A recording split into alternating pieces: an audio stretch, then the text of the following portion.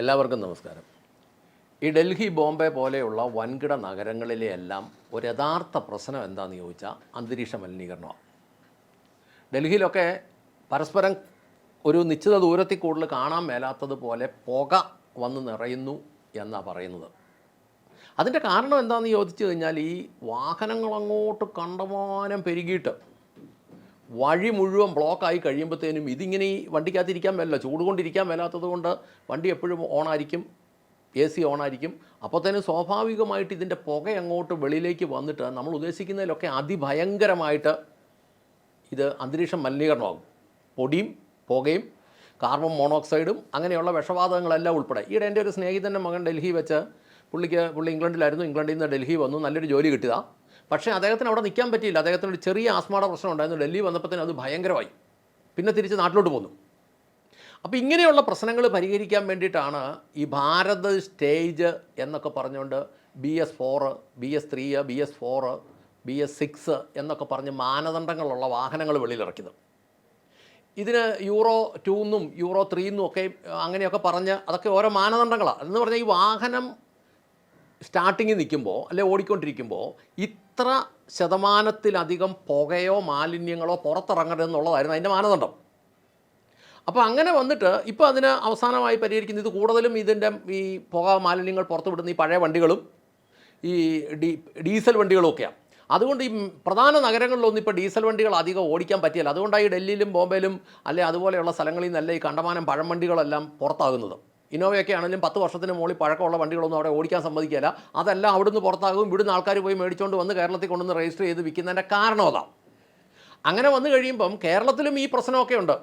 ഉത്തർപ്രദേശിൽ ഓടാൻ മേലാത്ത അല്ല ഡൽഹിയിൽ ഓടാൻ മേലാത്ത വണ്ടി കുറച്ച് കഴിയുമ്പോൾ കേരളത്തിൽ വന്നാലും ഈ മാലിന്യ പ്രശ്നങ്ങളുണ്ട്. ഇപ്പം നമുക്ക് നഗരങ്ങളിലോട്ട് പോകെ തിരുവനന്തപുരമോ എറണാകുളമോ കോഴിക്കോടോ തൃശ്ശൂരോ അതുപോലെയുള്ള നഗരങ്ങളിലേക്ക് പോയാൽ എന്തിന് നമ്മുടെ ഗ്രാമീണ നഗരങ്ങളിലേക്കൊക്കെ വന്നു കഴിഞ്ഞാൽ പോലും തിരക്ക് മൂത്ത് കഴിഞ്ഞ് കഴിഞ്ഞാൽ മണിക്കൂറുകളോളം വാഹനത്തിൻ്റെ പുകയൊക്കെ കാരണം റോഡിൽ കൂടെ നടക്കാൻ മേലാത്ത അവസ്ഥയാണ്.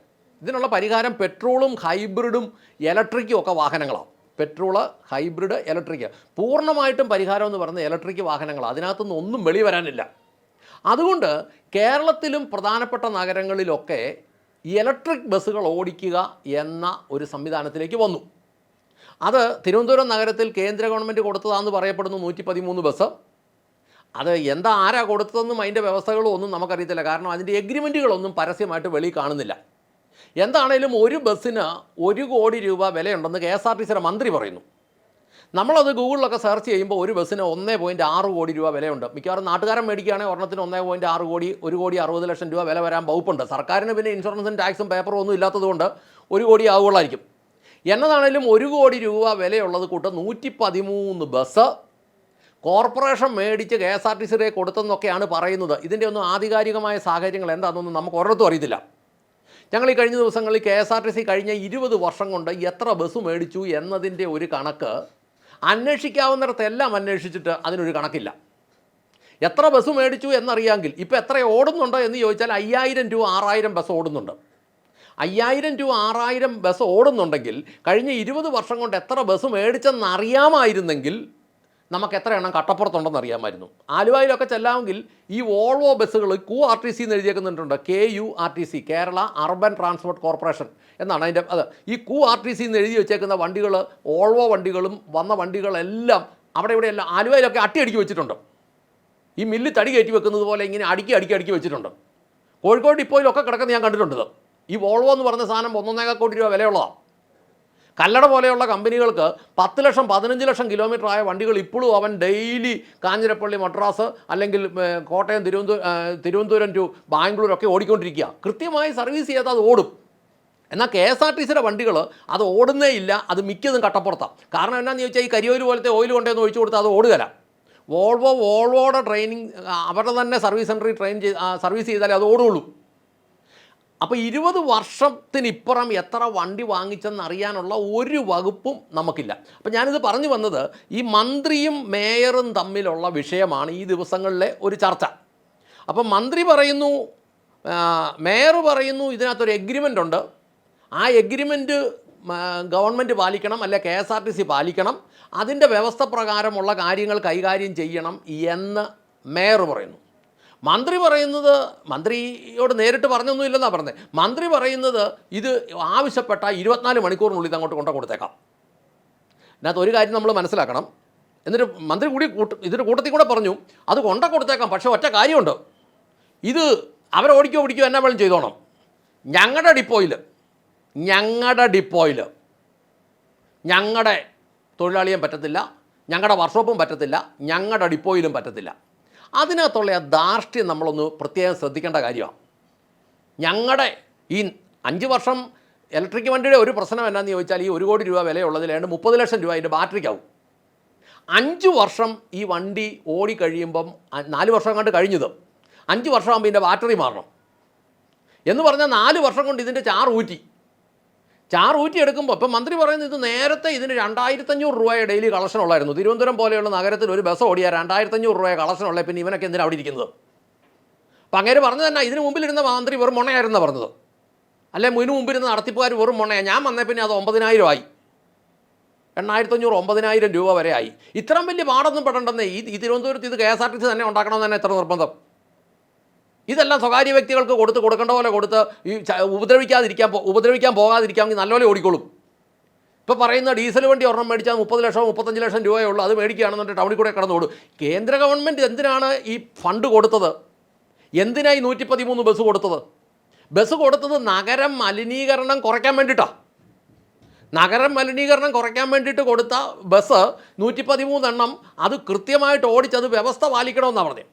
ഇപ്പോൾ അവസാനം എന്താ മന്ത്രി പറയുന്നത്? ആവശ്യപ്പെട്ട 24 മണിക്കൂറിനുള്ളിൽ അങ്ങോട്ട് കൊടുത്തേക്കാം 113 എണ്ണം. ഒറ്റ വ്യവസ്ഥയേ ഉള്ളൂ, ഞങ്ങളുടെ ഡിപ്പോയിൽ കയറരുത്, ഞങ്ങളുടെ ഡിപ്പോയിലും കയറരുത്, ഞങ്ങളുടെ ജോലിക്കാരൻ തരികയില്ല, കൊണ്ടിട്ട് എവിടെ വേണമെങ്കിലും ഓടിച്ചോ. കോർപ്പറേഷനെ കൊണ്ട് ഇപ്പം ബസ് നടത്താൻ പറ്റുമോ? മേയർ പറഞ്ഞു അതുകൊണ്ട് കേസൊന്നും വേണ്ട, അതൊന്നും വേണ്ട, ഞാൻ അതൊന്നും അല്ല പറഞ്ഞത്, അത് ഇങ്ങോട്ട് കൊണ്ട് തരുമൊന്നും വേണ്ട എന്ന് പറഞ്ഞാൽ അതിനൊരു ഒരു വഴിയും കൂടെ മന്ത്രി പറഞ്ഞു. അതായത് 113 ബസ്സേ ഉള്ളൂ, ഞങ്ങളൊരു 150 എണ്ണം ഇപ്പം മേടിച്ചിട്ടങ്ങ് ഓടിക്കുമെന്ന് വേണ്ടി വന്നാൽ. എന്നാ കാര്യമൊന്ന് അരിയാഹാരം കഴിക്കുന്നവരൊക്കെ ഒന്ന് മനസ്സിലാക്കിക്കോണം. അതായത് ഇറങ്ങിപ്പോകാൻ 3 മാസം കൂടെ ഉള്ളൂ, അതിനിപ്പുറം ഒരു 150 ബസ്സും കൂടെ മേടിക്കാവുന്നു. 150 ബസ് മേടിച്ചാൽ പ്രയോജനമൊന്നുമില്ലല്ലോ. ഒരു 150 ബസ്സും കൂടെ മേടിക്കാം.